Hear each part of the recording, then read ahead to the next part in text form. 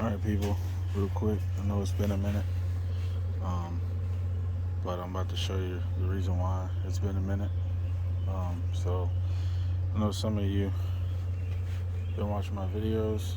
Um, I've been talking about a car that I was going to get, and yeah, here it is. Picked it up for um, $800. Needs a little TLC, but um, I've been working on this thing. Um, I dropped the ball on documenting it, but had to put a fuel pump in it, amongst other things. T-top 96 Chevy Camaro SSZ28, car number 2089. So, but yeah, just thought I'd do a little quick update. And it is an SLP model, so it's got all the street legal performance mods on it. Odometer says it's got 61,000 miles on it. Not sure how accurate that is, but I'll do another video on it later. I don't know if you can see that up there. I had to seal there was a little seal right there that had popped out. So I pulled the headliner down so I could see where the water was coming in. So come to find out, it's leaking right there by the windshield. So I had to run a little bead around it for now, temporary. I know it's not right, but I had to do something to keep the water out. It's not much, but it's enough that I don't want it causing problems. The interior is actually pretty dang decent. The body's not rusted out. It's just got some clear coat peeling, just needs a little TLC here and there. But yeah, I'll make some more videos on it later. And it runs now. All right, have a good one. All right, people. Yeah, I was going to end it there, but sorry if it seemed kind of rushed. I am on my way to work this morning. But yeah, I just wanted to add another clip to that. So yeah, this was the car that I was talking about that I wanted to get. I wanted a project car or something that was something I could heavily modify and not really feel too bad about it. I don't feel bad about modding the truck either. It's just a lot more expensive if things go wrong. So, which ain't gonna stop me from modifying it, but it gives me something else to kind of bring to the channel. I know there's probably tons and tons of people with the 4th gen Camaro or F-body car, whatever you want to call it. So yeah, I just wanted to get on here and talk to you guys about it. And but yeah, so story of this car, at least that I was told anyways, was somebody had gotten the car. Well, the original person who had the car gave it to someone else, basically as a thank you for something, and because they had, I guess, started making more money of some sort. So the person who had gotten it, or that was gifted the car, was driving the car, and I guess it had started running rough, and they took it to a shop here. The car sat there for a couple of years, probably since about, according to the stickers and everything, it's 2014. So the car sat for a few years, and then long story short, I guess the place that was sitting at where it was supposed to get fixed, they ended up getting forced out of the place they were at, and the car was going to get taken. And yeah, so a buddy of mine got the car, gonna do stuff with it. Didn't. It sat for another couple years. So I at this point, I think the car has sat for about 7 years, 7 or 8 years. So he mentioned it to me, and yeah, I was interested in it. I was looking for a little project or a sports car anyway. Wasn't really looking for a T-top car because I don't. Me and convertibles and T-tops don't mix, and there's just always something wrong or a problem that arises. And yeah, it's just one more thing to have to worry about. I'd much rather be concerned about the engine, drivetrain and whatnot. It is a 6-speed, so that's one thing I do like. So yeah, I rented a U-Haul car trailer, and also I didn't document it. I did not document pulling the car with the 3.0 Duramax. But I will say that as far as I'm concerned, it didn't. I couldn't tell it was back there. Honestly, I mean, it pulled that car very easy. Transmission temps got around. The highest I saw the transmission tip get, and I had it in tow haul mode, obviously, and in normal mode. I didn't have it in sport mode or anything. The transmission tip got up to about 189, and I was towing it about it's about 45 miles from the place I picked it up to my house. About 45 miles or so. So yeah, picked it up, towed it to my house, backed the trailer up in my driveway. The gas mileage that I was getting towing the thing was about I'd say it was about 15 miles per gallon from what I saw on the fuel mileage counter. It was about 15 miles per gallon is what it was getting. It did not eat any DEF at all. I know I have seen where some people said that this truck tends to eat DEF like crazy when you're towing, but I didn't notice it, and it still was showing full. But with that said, I've also seen where people have said that this truck has, I've seen some things come out where this thing has shown incorrect DEF level readings, the diesel exhaust fluid readings. So I haven't had that issue. Well, I slightly have kind of had that issue where it at one point it was saying that it was full, and it ended up only being half full. But I didn't get an error code or anything for it. It was just weird. I don't know if it was just how the truck was parked at the time, or maybe the sensor just kind of got stuck in the tank. I don't know. I would assume that's probably what it was. Maybe it got stuck or whatever. I don't know. Probably a fluke. But yeah, so yeah, I got the car for $800. Got it home. Tried to start it, wouldn't start, which I know that was a mistake. Anyways, I was just anxious to hear it run because I was kind of shocked because the odometer says 61,000 miles. So at that point, I was like, well, that can't be right because the condition that it's in. However, it has been sitting for 7 years or more. So yeah, so I've turned the key on, didn't hear the fuel pump cycling. Went and bought a fuel pump. Completely forgot the fact that on those, when you change the fuel pump, unless you cut an access hole, you have to drop the freaking rear end and the exhaust and all that good stuff. So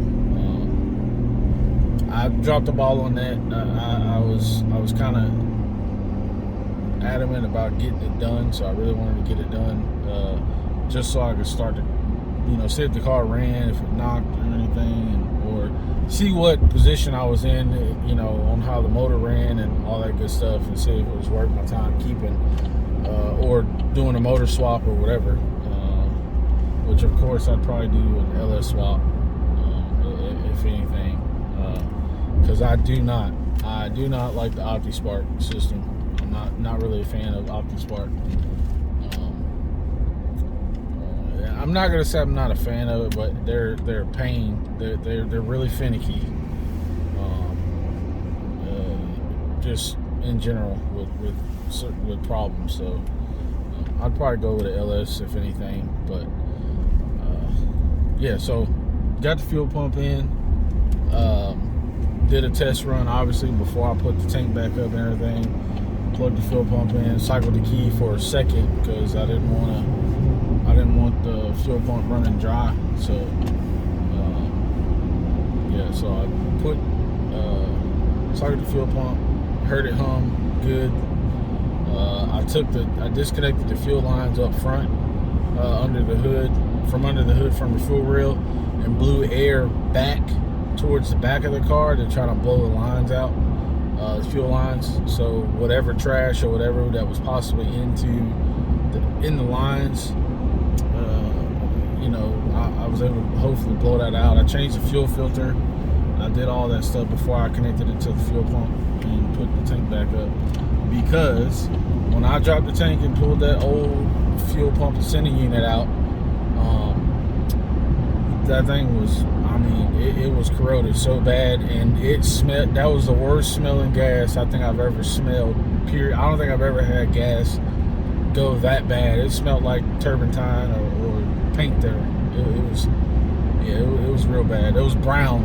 It was like a dark brown, and the tank was rusty. So I took some of the Rust-Oleum rust dissolver and put it in the tank, let it sit for a while, and put some bolts and chain and all kind of crap inside the tank, and shook it so all that, you know, shaking around of all the stuff in the tank kind of break some of the rust loose. Rinsed it out, repeated it, did the same thing again. Got a majority of the rust out of the tank. I know some people take some of the newer the newer plastic tanks, and they convert it from the steel to plastic tank. So I was gonna do that, but like I said, I just got it. Didn't really want to worry about trying to outsource the plastic tank at the time, so I just wanted to work with what I had. And like I said, get the thing running. So put the fuel pump in, put the tank back up. Pain in the butt, because like I said, rear end has to come down. And just for future reference, if you ever do a fuel pump on an F-body or 4th gen Camaro, make sure you have the car jacked up high enough. That was one of the mistakes I made, that if I would have just jacked the car up just probably at least 3 inches higher, it would have made all the world of a difference. But I've done them before, but it's been a while. Like I said, I've owned newer vehicles since then, and with that, I haven't been working on too many things old school. So, but yeah, so because usually it'd be like a Monte Carlo or like a G-body car or something that I'd be working on, where you don't have to worry about that. You drop the tank out the back and just pray you don't have a whole lot of gas in it. You know, it's easy because they had the rear fuel neck, so you fill it from behind the license plate. Those are the type of cars I was kind of used to having. Like I said, G-body cars for the most part, which I was looking for. I was looking for a G-body car to put on the channel and do a project on. I don't do big wheels and all that good stuff. I'd rather have like some Keystone Classics or Crackers or something. You know, that's just what I was used to having. That was one of my first cars I had when I was in high school. So I had an '83 Monte Carlo. I love that car. It had Keystone Classics on it. Sold it to a guy. He ended up smashing the front end of it. I tried to buy it back, and the guy wouldn't sell it to me. So at that point, when I tried to buy it back, I had already joined the Navy, and I didn't really realize what I had until after I had sold it. So I went back home on leave and tried to buy the car, and the guy wasn't having it. The car just sat there and sat there and sat there for years, and I still, to this day, I don't even think he fixed it. I think it ended up just rotting away. Yeah, that was painful to see. But yeah, so I got the car running anyway. Back to the Camaro. Got the car running. I had thought that with the F-body cars, you either had an SS or you had a Z28. Like, you didn't have both. But apparently, I guess the 96 is the only year that they made like the dual badging cars, and they only made like 2,000 something of them. Which, of course, I have 2089. And then I guess only another 260 of them were convertible, and this was a T-top. So, like I said, I wish it would have been a hard top. Just there's one less thing I have to worry about dealing with. Yes, the T-top leaks, but it only leaks around where the window seal, where the window meets the outer seal of the T-top. So I'm thinking it's just a window adjustment thing, which they say put a little lithium grease on them, and I guess that helps condition them and make them swell back up, or help seal. I did that on one side, the one side that was leaking really bad. I didn't do it on the other side yet. There was one little spot that I showed you in the video that was leaking at the top of the windshield. So that leads me to believe there was a plastic piece that was in there that was in that gap. But I assume that was part of the seal. Well, that had completely dried up and kind of popped out. And I poured some water in there, and I saw it dripping on the inside. It was running down the inside of the car and the windshield. So I took some silicone and plugged that hole so it doesn't get water in there and damage it. Because the car, surprisingly, is not rusted out. And that goes, I think that's what saying that it was parked on concrete, partially on concrete type surface. So I think that was kind of the saving grace of it. I think, of course, if it would have been parked on grass, it would have been a different story. So, yeah, I think grass would have done it in. So it's not rusted out. Floor pans are good, all that good stuff. So yeah. Yeah, got the car running, and it was running, but it wasn't running great. Had a misfire, which is what I was told. The car was running rough. So at this point, I'm able to move the car, so I moved the car, and I pulled it up on my ramps. So I start from the back of the block, work my way to the front. The very first plug wire I look at, because they're really hard to get to on the F-body cars, because it's tucked back in there. First plug I looked at, spark plug wire, boot, wasn't even plugged in. It was just dangling. Plugged it in, car fired right up, ran like a dream. So at this point, I'm like, all right, cool. There's no knocking, no weird noises, none of that. So, and mind you, I'd already checked the fluids and everything to make sure it wasn't any water in there or any moisture whatsoever. So we're good on that front too. Changed the oil, put a new oil filter. Like I said, I did do the fuel filter. It had coolant in it. I plan on changing the water pump out anyways, and probably I'm going to go ahead and change the OptiSpark out, which is what I'm about to tell you. Another video that I'll probably post if y'all are interested in, another F-body video amongst thousands.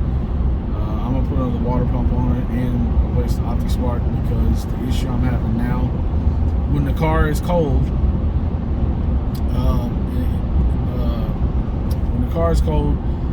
it revs just fine, obviously. From a cold start, it revs just fine, no issues, and it doesn't hesitate at all. It's very, very, very responsive. And I was shocked again because the car's been sitting for so long. Extremely responsive when it's cold. Now when it starts warming up, it starts to sputter. Well, when you try to give it gas, it's like delayed, and it kind of bogs. It kind of breaks up a little bit. So I'm assuming it's probably the OptiSpark,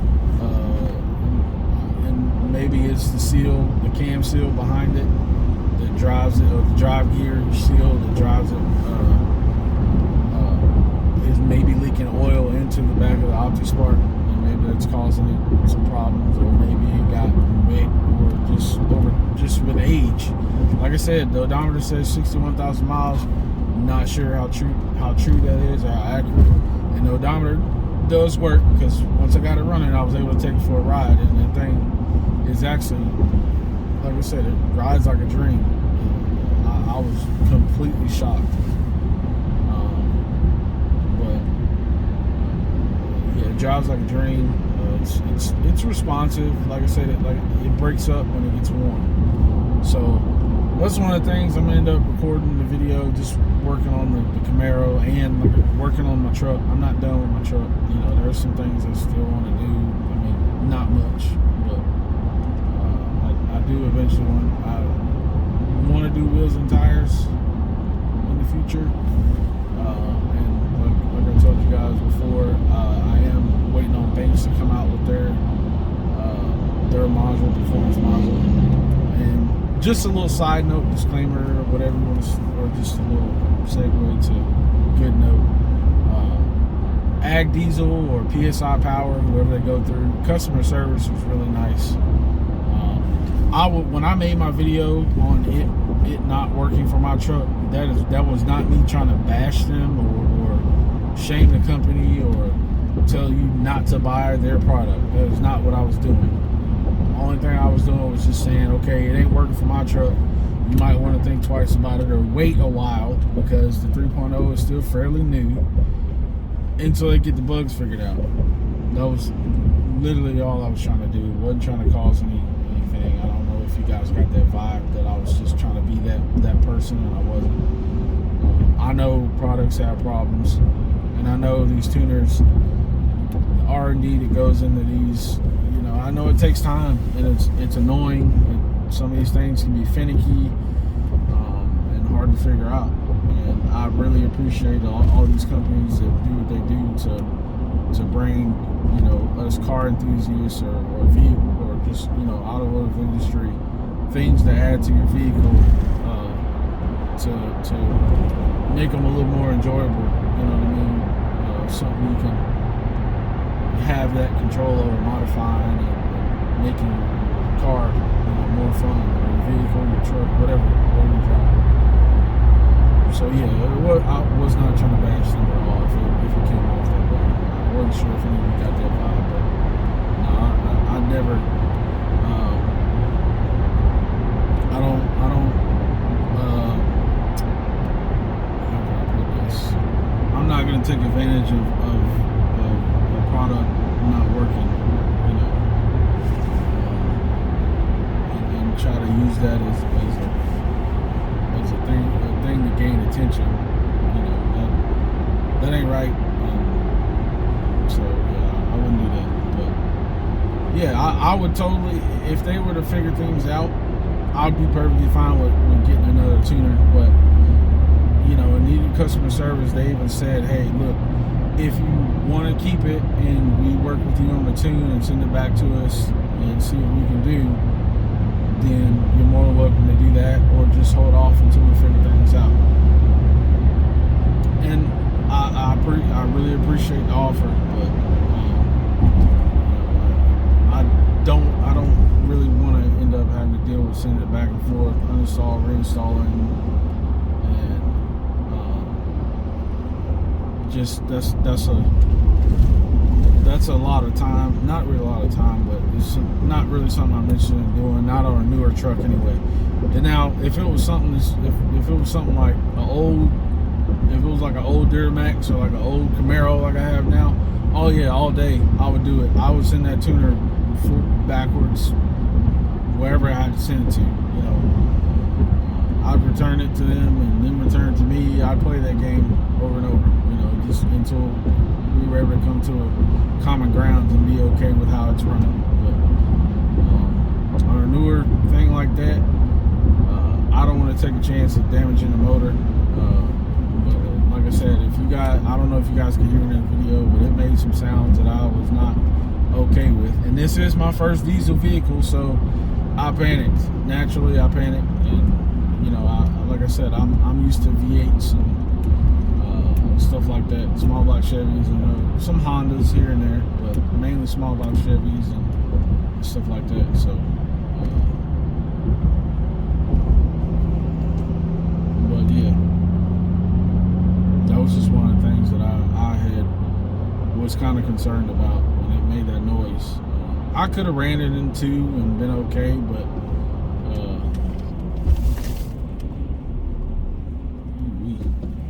they almost ran into each other. I could have ran it in 2 and been fine,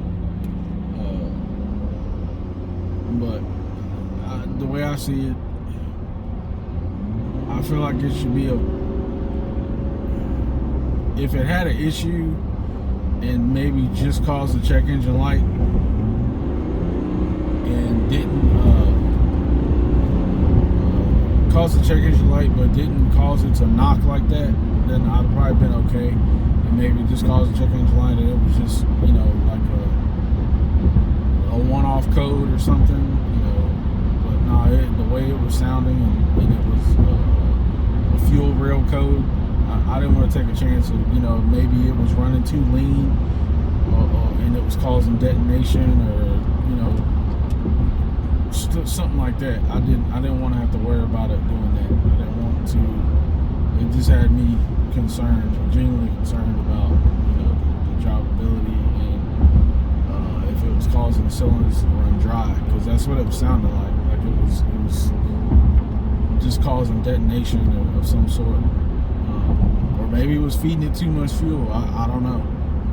I would assume that because it was on setting 0, the stock setting, it was probably causing it to run too lean.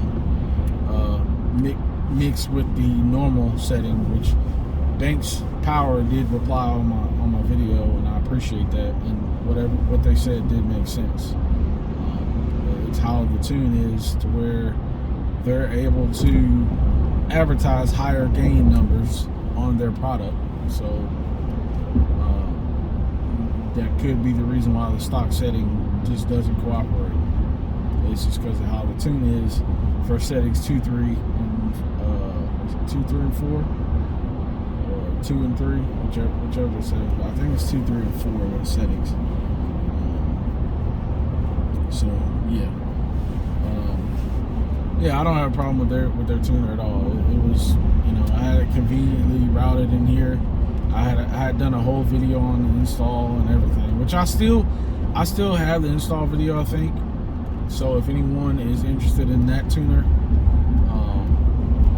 in the future, like I said, I'm not telling you not to buy it. I'm just saying, I was just documenting that. Okay, yeah, I had a problem with it in my truck, and they straight up said they're having problems with the module, but it's not every truck that it's installed in. And I tried every install method listed for that module before I made my decision to uninstall it and send it back. I tried to all that stuff.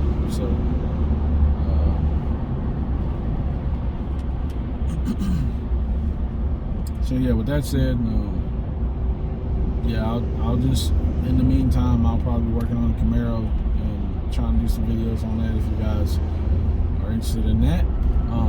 And I still have more content that I want to put out as far as putting my motorcycle in it, maybe doing some riding vlog style videos. I know there's a lot of those out there too, but just want to add to the entertainment. Not all videos are the same, so but yeah.